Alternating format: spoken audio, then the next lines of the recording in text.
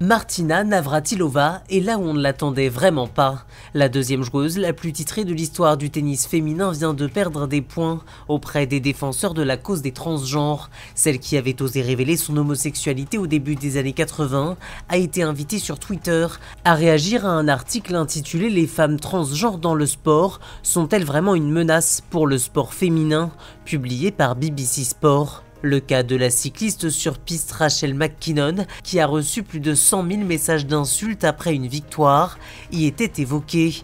Certains attendaient sans doute au moins un soutien de la part de Martina Navratilova, mais c'est une toute autre prise de position qu'a affichée celle qui était jusqu'ici considérée comme une icône gay. Ce n'est clairement pas normal. Vous ne pouvez pas simplement vous proclamer une femme pour ensuite vous mesurer à d'autres femmes en compétition.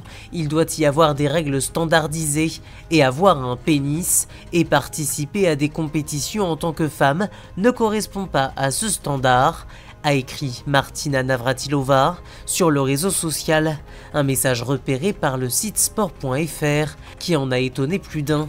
Un avis très tranché qui surprend d'autant plus qu'en 2017, elle s'était insurgée contre l'ancienne star du tennis australien Margaret Court, qu'elle avait accusée de propos racistes et homophobes.